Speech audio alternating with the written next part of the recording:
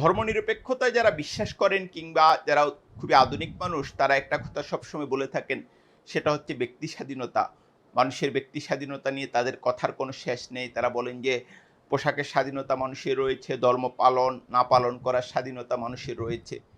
এবং আমরা যেটা ওয়েস্টার্নে দেখি অনেক দেশে সেটা আসলে সত্যিকার অর্থেই অনুসরণ করা হয়। কিন্তু বাংলাদেশে যারা কথিত সেকুলার তাদের একটা বড় অংশ আসলে বড় ধরনের ভণ্ডই আমি বলব।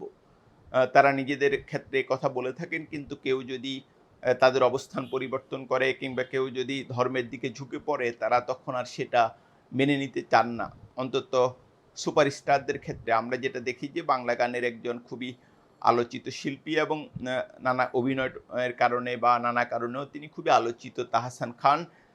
তার দীর্ঘ যে সঙ্গীত ক্যারিয়ার সেটার আ মানে অবসরের ঘোষণা দিয়েছেন এবং তিনি যেটা বলছেন যে তিনি আর এই মিউজিক জগতে থাকবেন না এবং তিনি এটার আমি প্রথম আলোতে তার একটা ইন্টারভিউ পড়ছিলাম, খুবই আবেগপ্রবণ সাক্ষাৎকার। তিনি যেটা বলছেন যে তিনি চান যে মানুষ আস্তে, আস্তে তাকে ভুলে যাক এবং মূলত আসলে আদর্শগত কারণেই তিনি যে গান ছেড়ে দিচ্ছেন সেটাও স্পষ্ট করেছেন। একাধিক সূত্রে যেটা ইঙ্গিত পাওয়া যাচ্ছে যে তিনি ক্রমশ ধর্মের দিকে ঝুঁকছেন। এ এবং এটা নিশ্চিতভাবেই তাহসানের ব্যক্তি স্বাধীনতা। কিন্তু আমরা যেটা দেখি যে বাংলাদেশের সেকুলারদের একটি বড় অংশ এটা মানতে রাজি নন। তারা সে নিয়ম মেনে তাহসান খানকে আক্রমণ করছেন, ব্যক্তিগতভাবে খুবই সমালোচনা করছেন। এখন যেন তাহসান খানের আর ব্যক্তি স্বাধীনতা নাই।